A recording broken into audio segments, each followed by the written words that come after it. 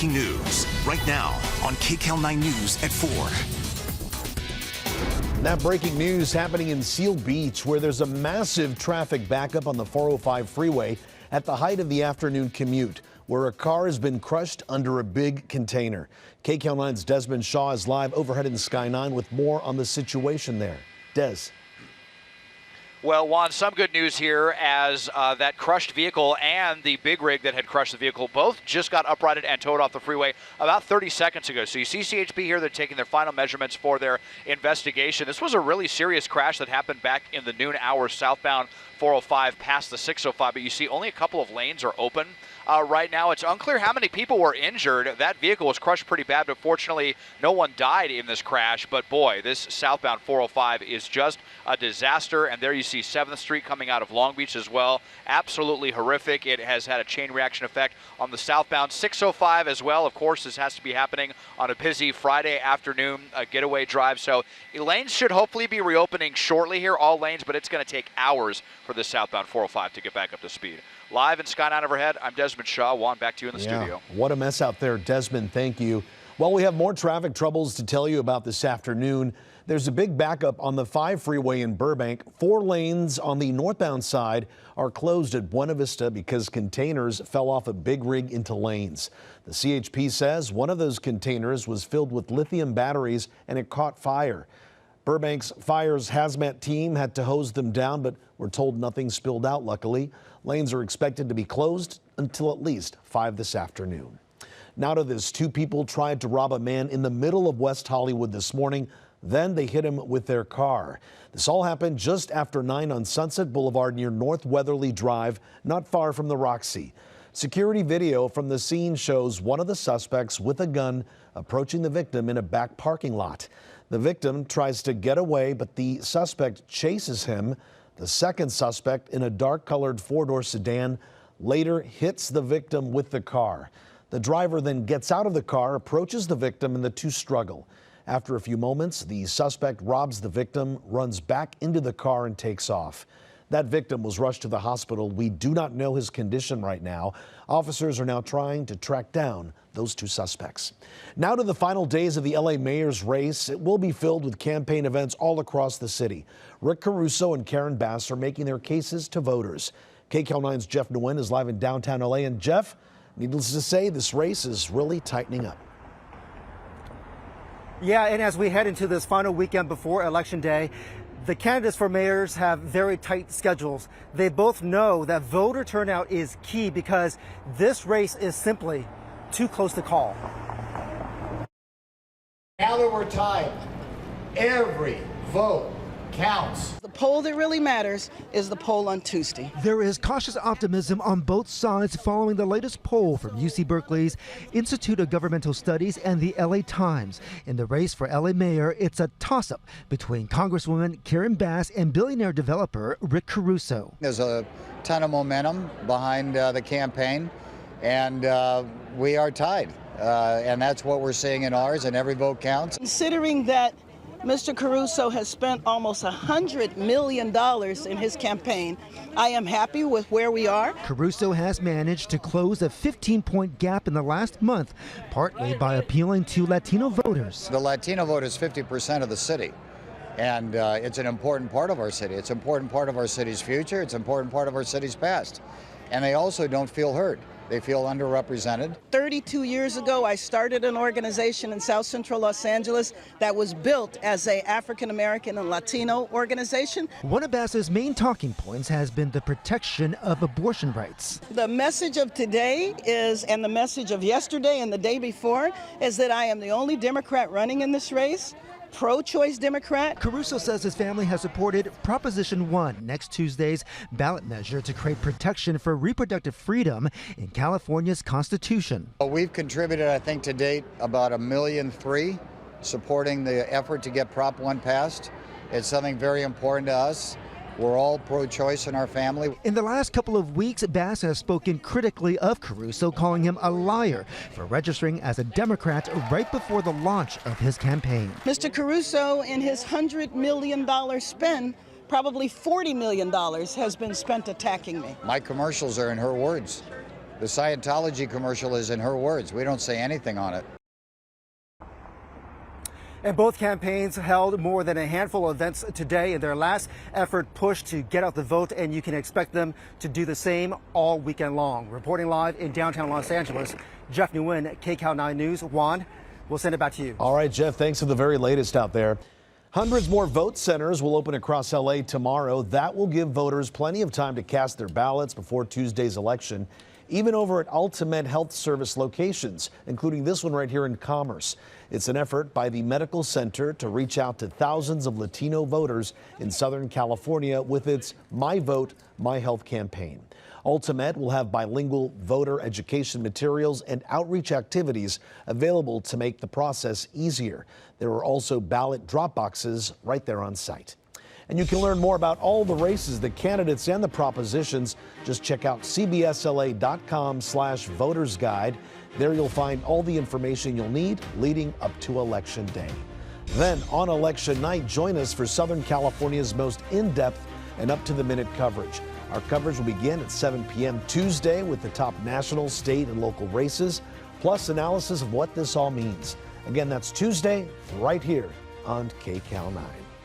Well, it was downright cold this morning, wasn't it? But then the sun came out and things warmed up a little bit. But what can we expect for the weekend? KCAL9 meteorologist Alex Biston is here with our first forecast. Alex. Hi, Juan. I know everybody wondering, what do we have in store for the weekend weather-wise? Well, the good news is if you have plans outdoors, maybe you're going hiking up in the mountains, we're going to be staying dry. Temperatures still below average, so on the cooler side, but we're expecting mostly 70s as we head into Saturday. The changes start as we head into Sunday. We'll see increasing clouds.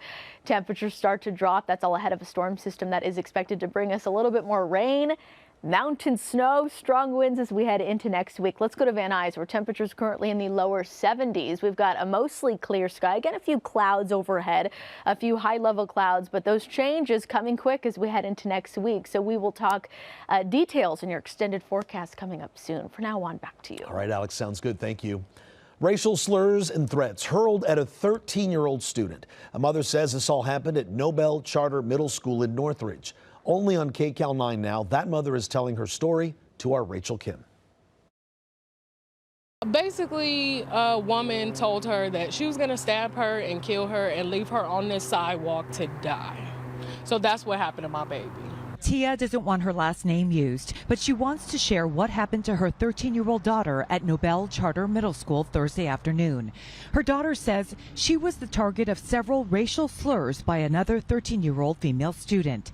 Tia tells us after her daughter and her friends stood up for themselves, things escalated when the 13-year-old girl's mother arrived after school. The racial things that her daughter was saying, she got caught up, screenshots, all kinds of things. She got caught up on it and it got exposed. So then her mom felt like she needed to retaliate against a 13-year-old. This woman doesn't want her name used, but her daughter was also called racial slurs along with Tia's daughter. She and other parents met with school officials today to address the incident and to ask for change. Our biggest ask is every parent's ask. Ensure us that our child is safe when they come to your campus. Tia and the other parents want the woman who threatened Tia's daughter to be arrested. The LA School Police Department told us they responded to the scene here, but no one was arrested. These black kids are going to be protected. Period, point blank. Nobel Charter Middle School sent an email to parents saying they're investigating what they call a verbal altercation with school authorities and are providing counselors and mental health resources to the students who witnessed the incident or to those who have concerns. I know schools have a zero tolerance for drugs on campus. Can it be a zero tolerance for hate? Could it be a zero tolerance for discrimination on campus? Because if it was taken with that seriousness, I don't think it would happen. Reporting in Northridge, Rachel Kim, KCAL9 News. 5 days after a deadly Halloween party shooting in Covina, police have released photos of the two shooters. Detectives tell us 19-year-olds Joel Daniel Garcia and Brian Thomas Ramos opened fire at the home on East Bellsbrook Street around 12:30 Sunday morning. 2 other men were wounded. 33-year-old Vladimir Umana later died at the hospital. 20-year-old Ronnie Benitez died at the scene. His family has built a memorial in front of their house. His girlfriend wants the two shooters caught. Their families are hiding them while we're grieving here, hoping that Ronnie was still here with us. Ronnie was very loved, such a hard worker. Detectives say both Garcia and Ramos are considered armed and dangerous. It is the second day without bus service across Orange County. Mechanics have walked off the job as KCAL9's Orange County reporter Michelle Geely shows us how the strike is affecting tens of thousands of people. All 5 kitchen staff on the early shift at La Casa Garcia in Anaheim use the bus to get to work.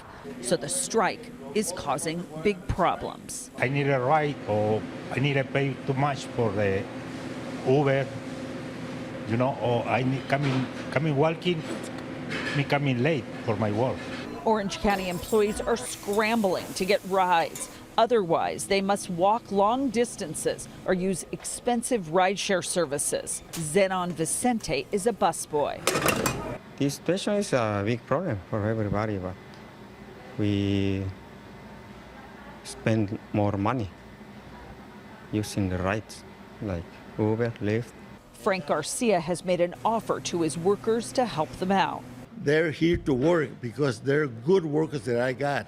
And if something happens that I tell them, okay, well, I don't have you come in a cab, and when you come in, I pay for the cab, but come to work because I need them so bad, because if they don't come to work, how am I going to run a business? There's an empty bus stop right outside of the front gate at Santa Ana College. A sign now is taped to the bus stop route saying no bus service due to strike. Some of the school's basketball players need the bus, and one of the coaches does as well.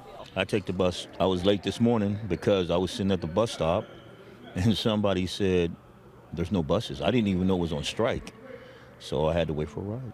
I'm okay, but my homie, he asked me if I can pick him up. I was like, I can't. He had no way to get to school right now, so he's kind of just walking like 5 miles. The union has said the strike will continue at least through the weekend. The Teamsters and the Orange County Transportation Authority will meet on Saturday and Sunday to try and hammer out a deal.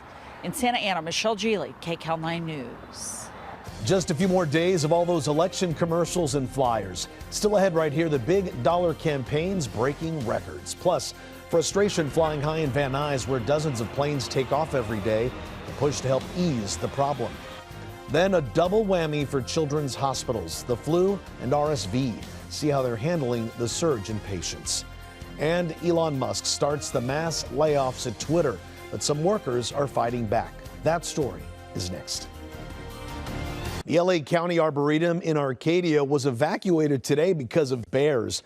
A mother bear and 2 cubs were spotted earlier today. Everyone was told to leave, including several classes of students on field trips. Nobody was hurt. We believe the bears ran back into the wild. Well, Twitter employees feared the worst news today, and many of them got it. The company began mass layoffs just 1 week after Elon Musk took over. KCAL9's Tanya Rivero tells us how the workers found out. With offices temporarily closed, Twitter employees received the bad news at home, many of them tweeting they'd been cut off from their work accounts. That included Simon Balmain. I found that my work laptop was remotely wiped and access to Slack and Gmail revoked. The layoffs came as new owner Elon Musk overhauls the company, looking to cut costs after last week's $44 billion buyout. He had previously indicated plans to cut at least half of Twitter's 7,500 workers. Twitter now has to pay $1 billion in interest payments every year to their lenders, which is more than they have brought in profit. Those who still have jobs had to fight for them. This is like a Hunger Games contest where the few remaining staffers who at least for now are still there are trying to prove that they are worthy of Elon. Workers filed a class action lawsuit Thursday night saying the layoffs violate the law requiring a company to give notice before mass layoffs. And beyond the staff cuts are questions of how Musk plans to manage the platform's content. So many of my friends rely on Twitter for news, and it's frightening to wonder about the future of Twitter. As the layoffs spread, Musk was at a conference in New York where he blamed activists for a drop in Twitter's revenue. Recently, had a lot of difficulty with activist groups pressuring major advertisers to stop spending money on Twitter. Musk accused activist groups of trying to destroy free speech, calling it an attack on the First Amendment. Tanya Rivero, New York. Democrats and Republicans are locked in fierce election battles all across the country before Tuesday's midterm elections, and it could change the balance of power on Capitol Hill. In Pennsylvania, Dr. Mehmet Oz has been arguing that illegal drugs and violent crime are plaguing the state, where he's up against Democrat John Fetterman. Fetterman has been focusing on high inflation gripping the U.S. and pointing some blame at corporate America. But I think it's even much more critical to push back against the kind of the corporate greed and the price gouging as well. True. We have families all over the Commonwealth worried about crime, so much so they won't send their kids outside. Oprah Winfrey took some by surprise when she announced she backs Fetterman for Senate, even though she's paved the way for Dr. Oz's rise. So far, more than 35 million Americans have voted early, either by mail or in person. That's according to the United States Elections Project. Developer Rick Caruso is on track to spend more than $100 million on his campaign to be mayor of Los Angeles. The LA City Ethics Commission says almost all of that is his own money, but this isn't the only expensive race in the country. KCAL9's Natalie Brand gives us a look at the record spending. Under Democrat control, massive inflation, crime-ridden neighborhoods. Airwaves overloaded with campaign ads, a sign of a fierce election season and inexpensive one. It's like, really? Another ad for another legislative person? Really? How informative can that possibly be? Spending on this election is projected to top $16.7 billion across federal and state races, including ballot measures, setting a new record for a midterm cycle, according to Open Secrets, a nonpartisan group that tracks the money. It's campaign inflation. Executive Director Sheila Krumholtz says one factor, the number of key open congressional seats up for grabs. This cycle, we saw a huge leap in spending during the primaries. The most expensive Senate races all top $100 million, including Georgia, Pennsylvania, Florida, Arizona, and Ohio. And that's just what the candidates spent. We anticipate that we will trip the $2 billion mark for outside spending. That is money coming through super PACs and dark money organizations spending independently. Issues have also attracted big dollars this midterm season, especially after the Supreme Court's decision to overturn Roe v. Wade. Planned Parenthood Votes says it's making a record investment of $50 million. On the other side, the Susan B. Anthony Pro-Life America PAC says its budget is $78 million. And after a series of mass shootings, the Everytown for Gun Safety Political Action Committee has raised more than $18 million, while the NRA's Victory Fund has raised around $17.7 million. Natalie Brand, KCAL9 News. A beach in Del Mar is closed after a shark attack this morning. Lifeguards say a woman was in waist-deep water when she started waving her arms in distress. They pulled her onto shore and saw she had injuries that looked like a shark bite. She was taken to the hospital where she got stitches in her thigh and is now recovering. I want to check that weekend weather forecast and beyond. It's a forecast that includes possibility of rain. And here's Alex Biston with more. It does. And you know what, Juan, we're really excited about that because, of course, we need the rain. We're talking about drought conditions, severe, exceptional drought conditions, not just here in Southern California, but statewide. So, yes, we will take whatever we can get rain-wise and snow-wise, and looking to deliver as we head into next week. So we'll get to the details on that in just a second. Temperatures today on the cooler side, of course, warmer than what we felt yesterday, but currently we're still in the 60s from Simi Valley to Westlake Village and all the way out toward the coastline too. Woodland Hills and Van Nuys, both in the lower 70s at this hour. Mid-60s downtown Orange County, feeling temperatures lower 60s along the coastline from Laguna all the way to Newport. And then inland, very similar stories. Temperatures mostly in the 60s. So again, we topped out below average today. That's going to continue to be the story as we head into the next few days. A very slight warm up tomorrow. So maybe you're headed out of town going to Santa Barbara. Temperatures in the upper 60s, lots of sunshine, lower 70s across the Ojai Valley, Palm Springs, the Coachella Valley. Temperatures in the upper 70s to lower 80s this weekend. But we'll start to see those changes on Sunday as we will see clouds increase. temperatures start to drop, winds shift onshore. That is all ahead of a system that is, set to bring us more wet weather. Here it is on our futurecast. So it's going to first impact the Pacific Northwest, Northern California, the Sierra, and then it will sink south into our area as we head into Monday, Tuesday, and even into Wednesday. So most of the rain expected to fall Monday into Tuesday, chances still lingering into Wednesday.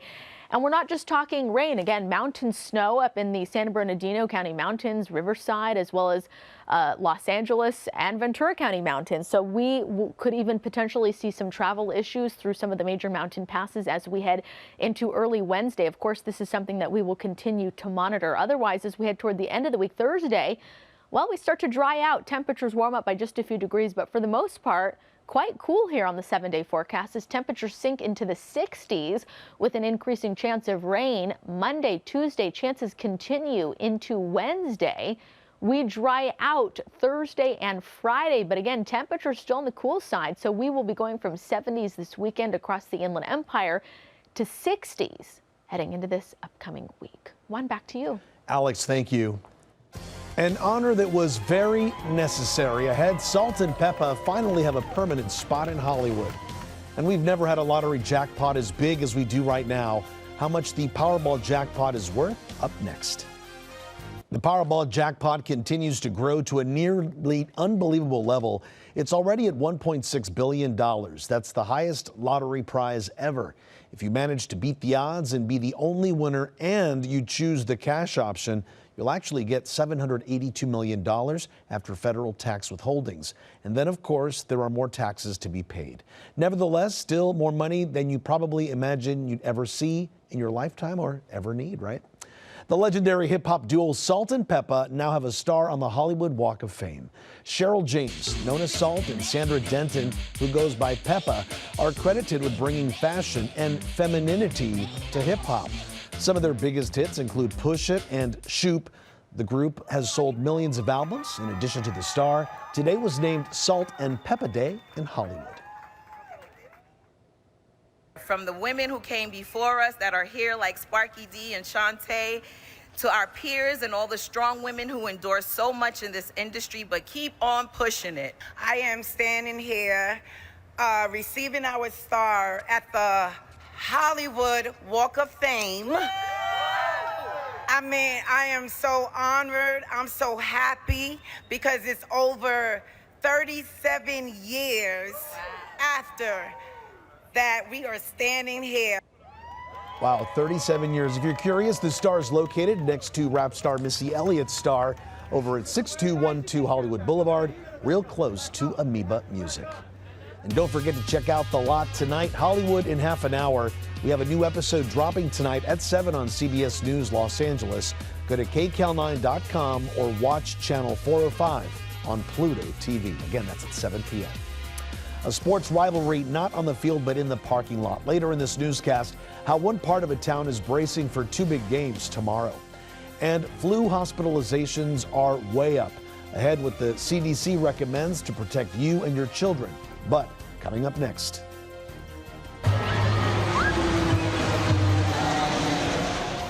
Imagine hearing this at your house dozens of times a day. Van Nuys residents appeal to the city council for help. That story still ahead. Live from the Broadcast Center in Los Angeles, this is KCAL9 News at 4. Now at 4:30, ticked off over takeoffs. People along flight paths in and out of Van Nuys Airport say they want things to change. It's a small airport with a big problem, one that's gotten so large, the LA City Council just voted to take a closer new look at the concerns. Chartered planes and private jets are taking off and landing at Van Nuys Airport at a furious pace, and that's infuriating people who live, work, and go to school nearby. KCAL9's Christine Lazar is live in Van Nuys with more for us. Christine. We actually just missed a jet taking off, but you can see some of them parked over my shoulder. We looked last month, there were about 5,600 jet operations for those 31 days. That is about 180 jet operations a day. And if we pan to the side, you can see just how close these jets are to the surrounding neighborhoods. Now, people who live here say the increased traffic is impacting their lives, their health, even their schools. Parents watched as jet after jet flew over an elementary school in North Hills, which sits in the flight path of Van Nuys Airport. I recorded 7 jets flying over. The executive director of Valley Charter tells us they have contacted Los Angeles World Airports, which oversees both LAX and Van Nuys, to express their concern. The kids know when the jets are flying over, coming in for landing, she stops teaching, the kids stop talking, and they just have to wait. And this happens all the time. Last month, there was a jet operation at Van Nuys Airport about once every 8 minutes. Suzanne Gutierrez has a child at Valley Charter, and she lives about a block from the airport. They fly at all hours of the day and night. I mean, any given time in the middle of the night, I can wake up, I'll hear a jet taking off. Gutierrez moved here in 2003. Her neighbor, Sue Steinberg. Do you want me to hold for the jet?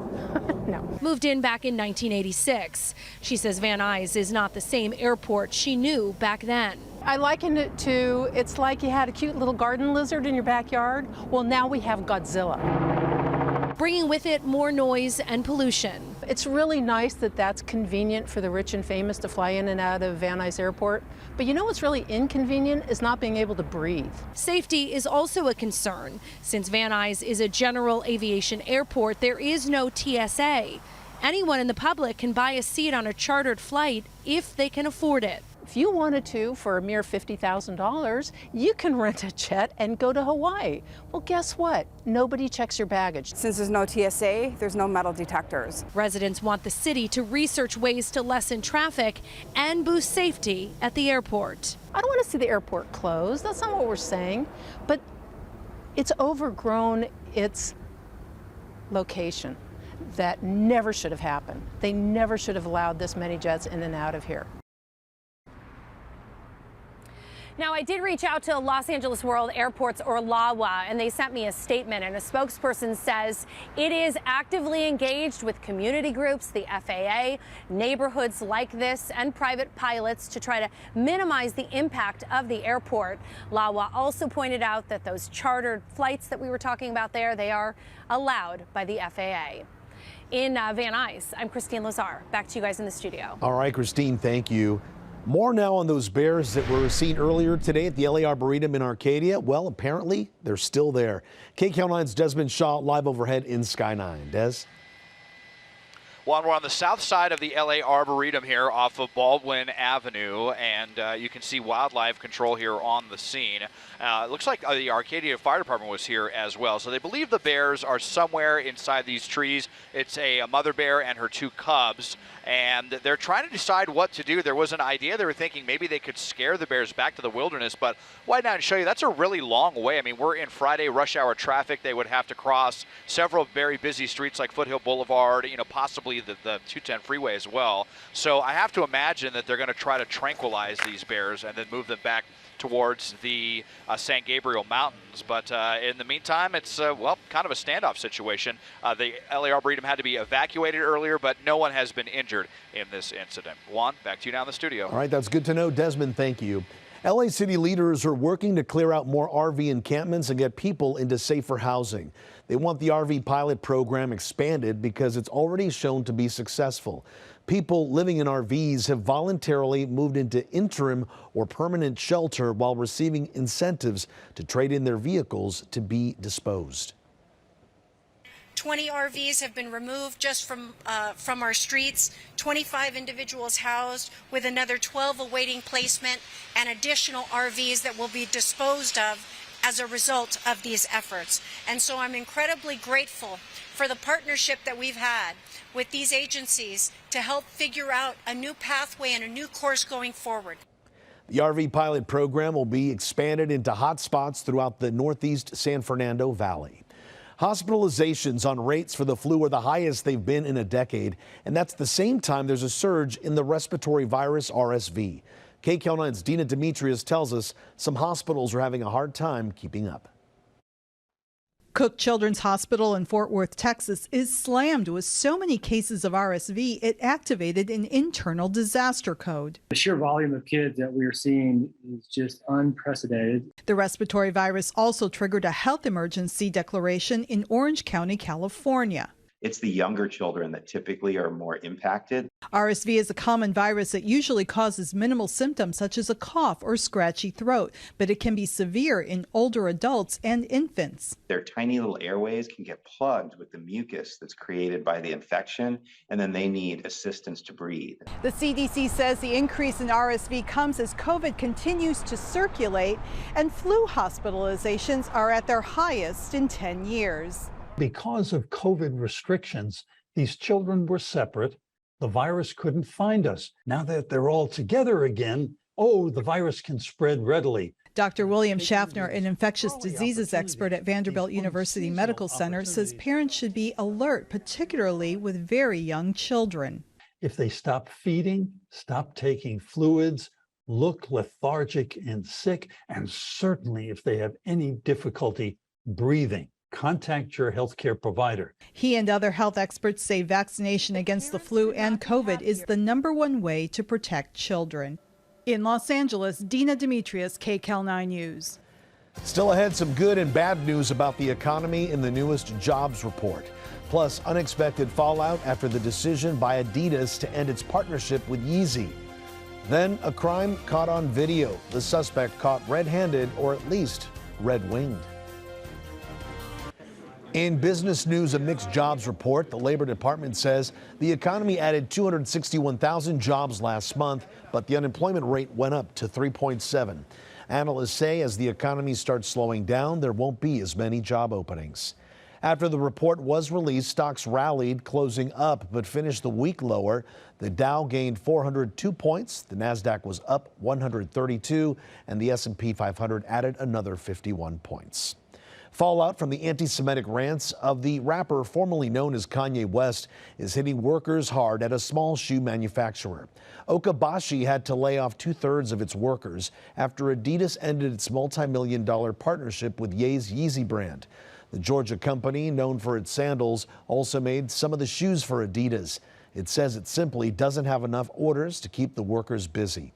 Employees who are laid off will get severance and extended health care coverage.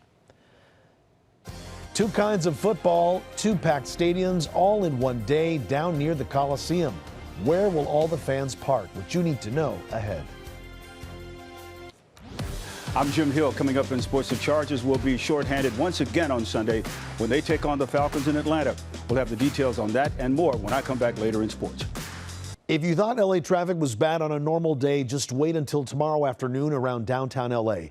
That's when two big games will be taking place right next to each other. KCAL9's Jasmine Veal has more on what's happening in Exposition Park, where LAFC and USC will both be playing.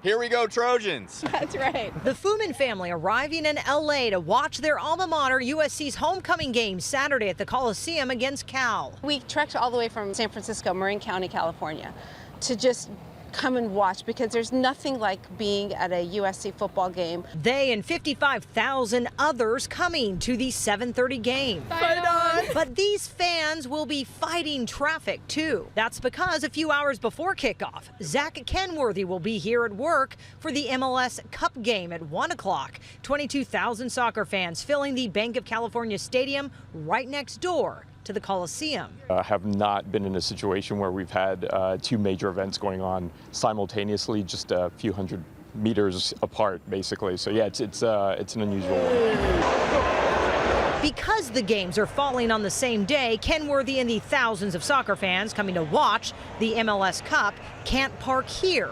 It's reserved for USC. If this ends in regulation, we'll all be sort of leaving around the time that their tailgating is kicking off and they're arriving. LAFC encouraging fans to ride the Expo line to the Expo Park USC station, take rideshare, or use the complimentary parking shuttles at Dodger Stadium. LAFC broadcaster Dave Denholm says, plan ahead. LAFC is kind of enhancing things with food specials, 50% off starting at 10:30 for an hour, and drink specials as well, so to get everybody in here early. These are champagne problems, right? And this is going to be really tricky tomorrow to sort of navigate, I think, for fans and everyone, but it's pretty cool for the city of LA.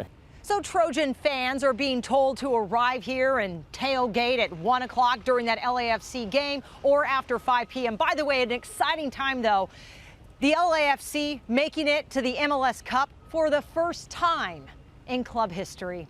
In Exposition Park, I'm Jasmine Veal, KCAL9 News. And if the weather cooperates, Alex, it's going to be a fantastic time, right? Oh my gosh. Yep. I'm excited this weekend. It's just going to be beautiful. You know, temperatures a little on the cooler side. Okay, we're below average this weekend, but the good news is it's going to be dry this weekend, and that is all set to change as we head into this upcoming week. But let's talk about temperatures Saturday, Sunday. So tomorrow, temperatures will top out in the lower 70s, lots of sunshine, increasing clouds as we head into Sunday. Temperatures start to drop, and this is all ahead of a storm system that right now is looking to bring us pretty significant rain. Of course, this is something we will continue to watch. So, hey, maybe you have it on your checklist this weekend to get the car washed. I know that's kind of always on mine. If I were you, I would hold off because, again, we're looking at increasing chances for rain. It's looking pretty likely. Monday, Tuesday, chances continue into Wednesday as this system is expected to bring us very good rainfall, even snow up in the mountain communities, and winds will kick up. So here's the timing: late Sunday, but more specifically Monday, Tuesday, and chances linger into Wednesday. So as far as how much rain we could see, well, up to about a half an inch for the coast and the valleys, 2 to 5 inches up in the mountains and deserts, just about an inch, a quarter of an inch to an inch, and light snow possible down to around 4,000 feet. That's going to be early Tuesday morning and into Wednesday as well. So we could see some travel impacts on major mountain passes. Of course, this is something that we will continue to watch, but know that wet weather is returning to Southern California. Temperatures will drop too. So tomorrow will be the warmest day out of the next 7, as temperatures will be in the lower 70s. Temperatures drop to the 60s Sunday with increasing clouds. Rain chances Monday, Tuesday, and then rain chances again linger into Wednesday. We dry out as we head into Thursday and Friday. Now, temperatures will still be on the cooler side. So across the Inland Empire, look for lots of sunshine tomorrow. Temperatures around 73 degrees. Along the coast, temperatures in the upper 60s. Temperatures continue to fall Monday, Tuesday into Wednesday into the lower 60s. So not only are we expecting rain, but it's going to be cool. Winds will kick up, temperatures well below average. We will be going from lower 70s across the high desert tomorrow to upper 60s Sunday. Temperatures dropping all the way down into the 50s Monday, Tuesday, Wednesday, even into Thursday. In mountain communities, this is where we are looking at the potential for snow, and snow levels dropping down to as low as around 4,000 feet as we head into early Tuesday. Chances for snow continue into Wednesday, and temperatures in the 30s. Back to you. All right, Alex, thank you. The Chargers just can't seem to catch a break when it comes to injuries. KCAL9 Sports Director Jim Hill is here with that and more. Jim? And on that subject, anything that can go wrong has gone wrong as far as the injury front is concerned. The 4-3 Chargers are coming off a bye week following their embarrassing 14-point loss to the Seahawks in week number 7. Now they will head to Atlanta to face the first-place Falcons. That will be on Sunday. The Chargers announced today that wide receiver Keenan Allen has been ruled out for Sunday's game. Josh Palmer cleared concussion protocol and was a full participant in practice this week. And he's expected to play for the first time since week number 6. Now, in addition to Allen, the Chargers will be without Mike Williams, who really leads the team with 495 yards receiving and 3 touchdown catches. Look at this. Tight end Donald Parham will also miss Sunday's game with a hamstring injury, and DeAndre Carter is listed as questionable due to an illness. The NFL is full of problems, and you're going to deal with injuries, you're going to deal with adversity, losses, things like that, and it's just part of the game. And football is tough on your body, it's tough mentally, physically, and you have to do everything you can to be at your best on Sunday. And we might not have everyone, but everyone that has shown up and has been here has given their best effort. And more injuries. Cooper Kupp suffered an ankle injury in the final minutes of the Rams' 31-14 loss last week to the San Francisco 49ers. He was a full participant in practice today, and head coach Sean McVay confirmed that he will play Sunday against the Buccaneers. Jalen Ramsey spoke earlier today about what makes facing Tom Brady so challenging. Same stuff for the past 20 years or however long he's been playing. Just smart, good leader of his team. Usually makes the right decisions. And we will have a doubleheader for you this Sunday over on CBS2. The Raiders take on the Jaguars at 10 o'clock in the morning. And then it's the Rams facing the Tampa Bay Buccaneers at 1:25. Sports Central, of course, will follow all the highlights and more from week number 9 in the National Football League. To soccer now, and Supporters Shield winners LAFC will take on Philadelphia Union. That will be tomorrow at MLS Cup Finals. Both teams finished at the top of their respective conferences, and the last 3 meetings between the two teams have all ended in a draw. This team is hungry, and this team really enjoys winning, enjoys each other's company, enjoys playing well. And just something we've challenged them with on a daily basis and weekly basis is not to settle just for mediocrity and just to play in this league and play a good role in this league. It is to try to play our absolutely best. Oh, yeah, a lot of great sporting events coming up, that is for sure. Juan, back to you now. All right, Jim, thanks so much. There's much more news ahead, just moments away on CBS 2 News at 5. Jeff Vaughn joins us now with the preview. Jeff. Well, good afternoon to you. Ahead at the top of the hour, a Pokemon con artist went a little overboard trying to catch them all. Other cards quickly folded against him. Plus, brain researchers studying possible causes of Alzheimer's and dementia. Looking tonight at a nasty habit that your mother probably warned you against. We'll explain ahead. All that and much more on CBS 2 News at 5. We'll see you then. Back All to right, you. Jeff, thanks. A reporter who was cool under the pressure when it came to the victim of a crime while he was reporting a crime. Suspect? A parrot. Look at that. And you can watch us anywhere and anytime on our CBS Los Angeles app. Just go to cbsla.com/app to download. You can stream our live newscasts on CBS News Los Angeles 24/7, plus get the latest weather and sports. And if you see news happening, we'd like to hear from you on social media. Use the hashtag CBSLA. And if you haven't done it yet, follow us on Twitter, Facebook, and Instagram. We are CBSLA. Evidentemente, la sensación con la que está generándose este tipo de A surprise for a reporter doing a live shot in Chile. A parrot landed on his shoulder and stole his ear pod right out of his ear, as you see right there, and then simply flew away. Coincidentally, he was reporting on crime when this happened.